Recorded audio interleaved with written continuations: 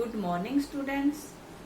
मु मानसी मिश्र MM classes को मु समस्त को स्वागत करुची। आज आम पढ़ा सप्तम श्रेणी आम भाषा आम साहित्य बहिर गल्प डाक मुंशी विषय। एही गल्पटी को लिखिछंती फकीर मोहन सेनापति। आमे गल्पर सारमर्म को जीवा पूर्वरु मु प्रथमे समस्त को फकीर मोहन सेनापति विषय किछि कहिबी। ओडिया कथा साहित्य रे फकीर मोहन बेस परिचित।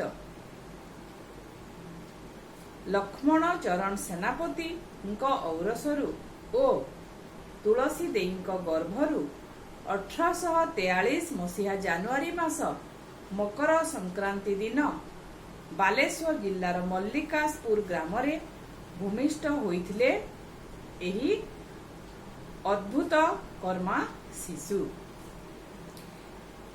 पिला बेलू तांको नाम रखा जायतिला ब्रजमोहन।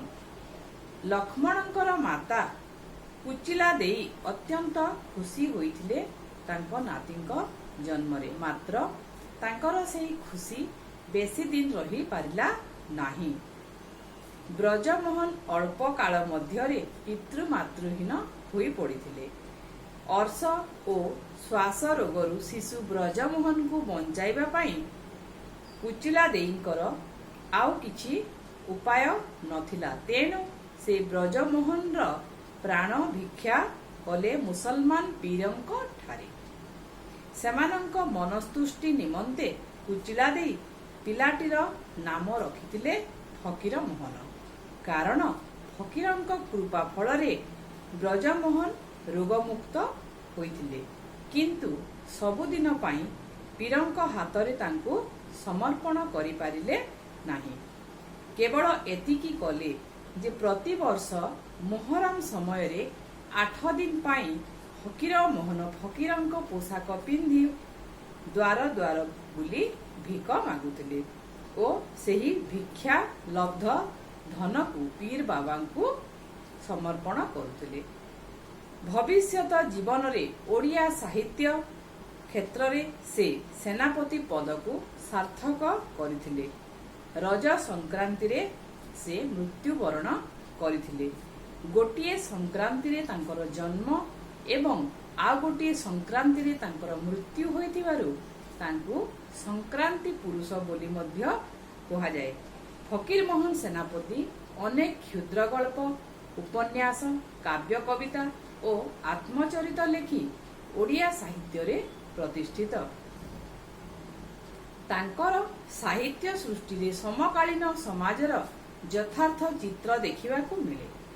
एही गल्प डाक मुंशी रे से गोटे स्नेही बापा प्रति तत्कालीन आधुनिक शिक्षित पुअर व्यवहार को वर्णना करिसंती। वर्तमान आमे एही गल्प डाक मुंशीर सारमर्म विषय रे बुझिबा। हरि सिंह नामक जड़े व्यक्ति थिले। से सरकारी कर्म रे नियुक्ति हेबा दिन ठारू मफसल कहिले गाँ ग्रामांचल से मफसल सान बड़ अनेक पोस्ट ऑफिस को बदली होई तांको काम इंजाम करी आसिलेनी। आगरु से बहुत गुडी छोट बड़ मफसल पोस्ट ऑफिस रे काम करी सारिथिले, किंतु 10 वर्ष हैला शेष 10 वर्ष हैला से कटक सदर पोस्ट ऑफिस रे बराबर रही कर्म करुछंती। तार अर्थ माने शेष 10 वर्ष हैला तांको अन्य कोनोसी जगह को बदली हेउ नथिला। से शहर रे कटक शहर रे कटक रो पोस्ट ऑफिस रे सदर पोस्ट ऑफिस रे से रही काम करुथिले, तांको चाकरी करुथिले एवं से भलो भाबे काम करुथिबारु तांको प्रमोशन मध्य मिली सारिथिला। वर्तमान से हेड पियन थिले। से छोट चाकरी करुथिले, बड़ चाकरी करनथिले, तथापि से बहुत भलो काम करुथबारु से हेड पियन बा मुख्य पियन होई सारिथिले।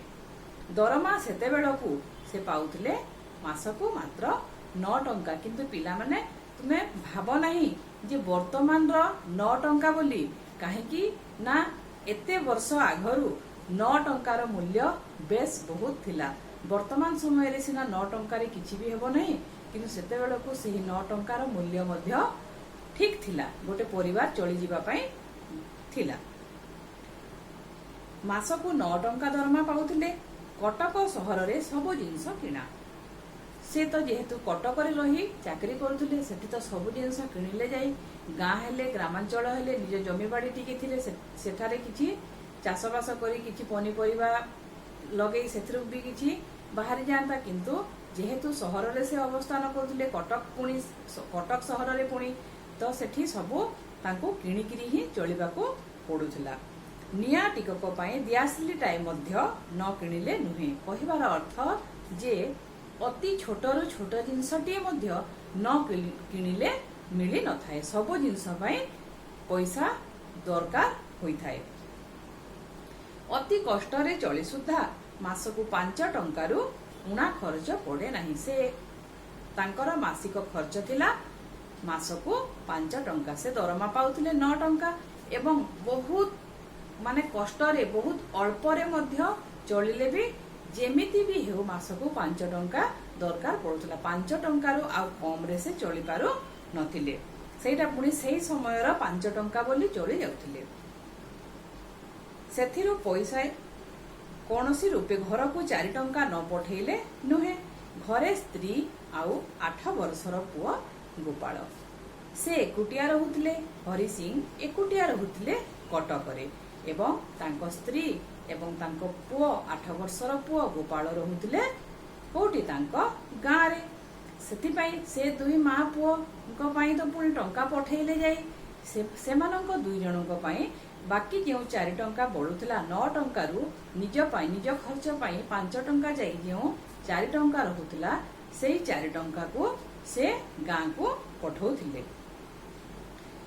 ମଫସଲ ଜାଗା 4 ଟଙ୍କାରେ କୌଣସି ରୂପେ ଟାଣଟୁଣ ହୋଇ ଚଳିଯାଏ। ଯେହେତୁ ତାଙ୍କ ସ୍ତ୍ରୀ ଆଉ ତାଙ୍କ ପୁଅ ଗାଁରେ ରହୁଥିଲେ, ତେଣୁ 4 ଟଙ୍କାରେ ମଧ୍ୟ ସେ 2 ମା ପୁଅଙ୍କର ଖର୍ଚ୍ଚ ଯେମିତି ବି ହଉ କଷ୍ଟେ ମଷ୍ଟେ ଚଳି ଯାଉଥିଲା। ସେଥିରୁ ପଇସାଏ ଉଣା ହେଲେ ଅଚଳ। ଯଦି ସେଇ 4 ଟଙ୍କାରୁ ଗୋଟିଏ ପଇସା ବି କମ ହେବ ତାହେଲେ ମଧ୍ୟ ଚଳିବାଟା ମୁସ୍କିଲ ହେଇଯାଉଥିଲା। ଗୋପାଳ ଅପର ପ୍ରାଇମେରୀ ସ୍କୁଲରେ ପଢେ। ତାଙ୍କ ପୁଅ ଅପର ପ୍ରାଇମେରୀ ସ୍କୁଲରେ ପାଠ ପଢୁଥିଲା। ୟୁପି ସ୍କୁଲରେ ପଢୁଥିଲା। ସ୍କୁଲରେ ଦରମା ମାସକୁ 2 ଅଣା। ସେତେବେଳକୁ ସ୍କୁଲର ଫିସ୍ ନେଉଥିଲେ ମାସକୁ ମାତ୍ର 2 ଅଣା। ସେଇ 2 ଅଣା ମଧ୍ୟ ଦେବା ପାଇଁ ତାଙ୍କର କଷ୍ଟକର ତାଙ୍କ ପାଇଁ ହେଉଥିଲା। ସ୍କୁଲରେ ଦରମା ଛଡା ଆଜି ବହି ଖଣ୍ଡେ, କାଲି ସ୍ଲେଟ କାଗଜ ଏସବୁ ଜିନିଷ କିଣିବାକୁ କେବେ କେବେ କିଛି ବେଶୀ ଖର୍ଚ୍ଚ ପଡେ। ନିହାତି ଭାବରେ ଦେଖ ପିଲାମାନେ, ପାଠ ପଢିବା ପାଇଁ ବହୁତ ଜିନିଷ ଦରକାର ପଡିଥାଏ। କେତେବେଳେ ଖାତା ସରିଯିବ, କେତେବେଳେ କୋଉ ବହିଟେ ଦରକାର ପଡିବ, କେତେବେଳେ ପେନ୍ କି ପେନସିଲ ଟେ ଦରକାର ପଡିବ। ସେଥିପାଇଁ ତ ପୁଣି ଟଙ୍କା ଦରକାର, କିଛି ନା କିଛି ପଇସା ଦରକାର। ତ କେଉଁ ମାସରେ ଯଦି ସେସବୁ ଦରକାର ପଡୁଥିଲା କିଣିବା ପାଇଁ ତାହେଲେ ବହୁତ ବେଶୀ ଖର୍ଚ୍ଚ ହେଇଯାଉଥିଲା। ମାନେ ସେଇ 4 ଟଙ୍କାରେ ଚଳିବା ତାଙ୍କ ପାଇଁ ବି ବହୁତ ମୁସ୍କିଲ ହେଇ ପଡୁଥିଲା। ଏପରି ଉପରି ଖର୍ଚ୍ଚ ପଡିଗଲେ ସେ ମାସରେ ଭାରି କଷ୍ଟ। ଯଦି ଏମିତି ଅଧିକ କିଛି ଖର୍ଚ୍ଚ ହଉଥିଲା ଯେଉଁ ମାସରେ ତାହେଲେ ସେମାନଙ୍କୁ ଭାରି କଷ୍ଟ ହୋଇ ପଡୁଥିଲା। ଦିନେ ଦିନେ ବୁଢାକୁ ଉପାସ ରହିଯିବାକୁ ହୁଏ। ଯଦି ଯେଉଁ ମାସରେ ତାଙ୍କ ପୁଅ ପାଇଁ ବେଶୀ କିଛି ପଇସା ପଠେଇବାକୁ ପଡୁଥିଲା ତାହେଲେ ବୁଢା ଏଠାରେ ହଉଛନ୍ତି ହରି ସିଂ। ହରି ସିଂଙ୍କୁ ଏଠାରେ ବୁଢା ବୋଲି କୁହାଯାଇଛି। ତ ସେ କିଛି ଦିନ ତାଙ୍କୁ ଉପାସରେ ମଧ୍ୟ ରହିବାକୁ ପଡୁଥିଲା। କାହିଁକି ନା ଯଦି ଦିନେ 2 ଦିନ ଯଦି ସେ ନ ଖାଇକି ରହିବେ ତାହେଲେ କିଛିଟା ତ ଖର୍ଚ୍ଚ କମିଯିବ। ସେଥିପାଇଁ ତାଙ୍କୁ କିଛି ଦିନ ଉପାସରେ ମଧ୍ୟ ରହିବାକୁ ପଡୁଥିଲା। ସେ ଭାବୁଥିଲେ ଯେ ଉପାସ ହେଉ ପଛେ ମୋ ଗୋପାଳଟି ପଢୁ। ଗୋଟେ ବାପା ନିହାତି ଭାବରେ ସମସ୍ତଙ୍କର ବାପା ମା ମାନେ ଚାହିଁଥାନ୍ତି ଯେ ଆମର ପଛେ ଅସୁବିଧା ହେଉ କିନ୍ତୁ ଆମ ପୁଅ ଝିଅ ମାନେ ଭଲକିରି ପାଠ ପଢନ୍ତୁ, ତାଙ୍କର କୌଣସି ଅସୁବିଧା ନ ହେଉ। ଠିକ ସେମିତି ହରି ସିଂ ମଧ୍ୟ ଭାବୁଥିଲେ ଯେ ମୁଁ ପଛେ ଉପାସରେ ରହେ କିନ୍ତୁ ମୋ ପୁଅଟା ପାଠ ପଢୁ ବୋଲି। ଦିନେ ପୋଷ୍ଟମାଷ୍ଟର ବାବୁ ସର୍ଭିସ ବୁକ୍ ଦେଖି ହରି ସିଂଙ୍କୁ କହିଲେ ଯେ ହରି ସିଂ, ତୁମର ବର୍ଷ 55 ବୟସ ହୋଇଗଲାଣି। ମାନେ ତୁମକୁ 55 ବର୍ଷ ହୋଇଗଲାଣି। ବର୍ତ୍ତମାନ ତୁମେ ଆଉ ଚାକିରି କରିପାରିବ ନାହିଁ। ମାନେ ଆଉ କିଛି ଦିନ ପରେ ତୁମେ ରିଟାୟାର୍ଡ ହେବ, ଅବସର ନେବ, କାମରୁ ଅବସର ନେବ। ମାନେ ଚାକିରି सबुदिन पाई केही करि पारंती नाही, ता पाई गोटिए सीमित बयस सीमा थाए। तो सेते बेलकू मध्य जेतिकी भी वर्ष बयस सीमा थिला 55 वर्ष जेहेतु हरि सिंह को होई सारि दिलानी, बोध हुए 56 वर्ष कि 55 वर्ष ही थिबो सेते बेलकू बयस सीमा।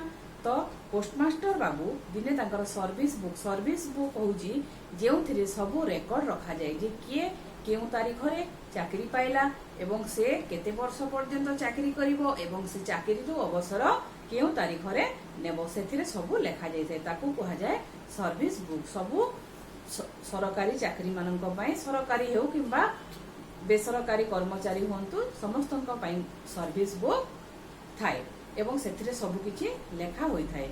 तो से सर्विस बुक देखि पोस्टमास्टर बाबू हरि सिंह को दिने कहिथिले जे तुमको 55 वर्ष होई गलानी, तुमे आउ चाकरी करि परिबो नाही, तुमको एबे अवसर नेबाकू हेबो। बा अवसर नेला परे कोन होई थाए ना पेंशन टंका मिली थाए, किंतु सेई पेंशन टा दरमाठू कम मिली थाए। सिंहଙ୍କ मुंडरे तो वज्र भांगी पड़िला, कोन करिवे, संसार चलिबो किपरि, संसार जहा हेउ गोपालर जे पढ़ा बंद। तापरे हरि सिंह जेतेबेले पोस्टमास्टर बाबूंक ठारू सुनिले जे से आउ चाकरी करि परिबे नाही, तांको पेंशन एथर मिलिबो, तांको मुंडरे जेमिति वज्र पड़िला परि तांको लागिथिला। काहेकि ना से तो एबे चाकरी करूछंती आ मासकू 9 टंका दरमा पाइकरी मध्य तांको परिवार बहुत कष्टरे चलुछंती, माने से मासकू 5 टंका खर्च करूछंती, तांको परिवार पई से 4 टंका पठाउछंती। आ जदि से अवसर नेबे, जदि से पेंशन पाइबे तो दरमाठू आहुरी कम टंका तांको मिलिबो, सेथिरे तांको परिवार से किपरि चलैबे। पुणे से चिंता करूछंती जे परिवार कथा तो थाउ दूररे, मो पुओटा पाठ केमिति पढ़ी पारिबो, मु जदि एते कम टंका पाइबी ताहले मो पुओटा पढ़ी पारिबो आउ किपरि।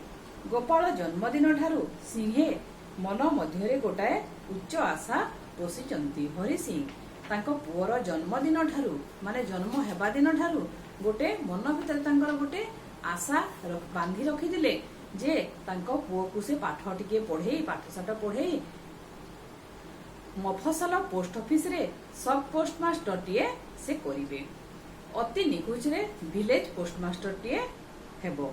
से कहउचंती जे मफसलर गोटे पोस्ट ऑफिस रे सब पोस्टमास्टर हुंतु किंबा कोनोसी विलेज पोस्टमास्टर टिए हुंतु, से किंतु तांको पुओ को जेमिति भी हेले पाठ टिके पढ़े से गोटे चाकरी करेबे। किंतु सेति पई जदि टिके से इंग्रजी पाठ न पढ़ाई पारिबे तांको पुओ को, ताहले तो एते बड़ चाकरीटा मिलिबाटा मुश्किल हे पड़िबो। मफसल रे सुविधा नाही, कटक आनी इंग्रजी पढ़ाइबाकू हेबो। से चिंता करुथिले जे किछि दिन माने अपर प्राइमरी पढ़ी सारिला परे तांको पुओ को से कटक आनिगिरी तांको पाखरे किछि दिन रखे सेठी से इंग्रजी मध्य इंग्रजी स्कूल रे पाठ पढ़ाइबे, जहा फल रे कि से इंग्रजी शिक्षा मध्य ग्रहण करि पारिबे। काहेकि ना टिके बड़ बड़ चाकरी कले इंग्रजी ज्ञान निहाती दरकार पड़ी थाए। चाकरी गले तेड़े बड़ आशारू एका बेलके निराश। से भाबुचंती जे मोर जदि चाकरी चली जिवो ताहेले मो पुओ को मु आनी आउ पढ़ाई पारिबे किपरि, मो पुओ आउ चाकरी करि पारिबो किपरि। मु जे मो मन भितर एते बड़ आशा रखिछि, मोर आशा आउ रहिबो नाही, मु निराश होई जिबी। सब बेले सही कथा भाबी भाबी देहटा कड़ाकाट पड़गलानी। जो दिन पोस्टमास्टर बाबू तांको कहिदेले जे तुमे एबे अवसर नेबार बयस हो गलानी, सेही दिनठू हरि सिंह सेही कथा को ही चिंता करी करी तांको देह कला पड़ी जाइथिलानी, से सुखी जाइथिलेनी। दिने दिने राति रे निद होए नाही, भाबी भाबी राति पाहि जाए। केउ केउ दिन तो से सेही कथा को चिंता करी करी राति रे सोई पारु नथिले मध्य, एवं सेही कथा को भाबी भाबी ही तांकर सारा राति बीती जाउथिला। तो पिला माने एही गल्पर सारमर्म आमे आज एतिकी बुझिबा, तार अवशिष्टांश जेतिकी अछि मु परवर्ती क्लास रे पुणी तुम माननकु बुझेइबी।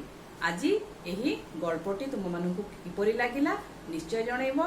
जदि काहार कोनोसी जगह रे मध्य किछि संदेह रहि जाइछि ताले मते निश्चय जणैबो।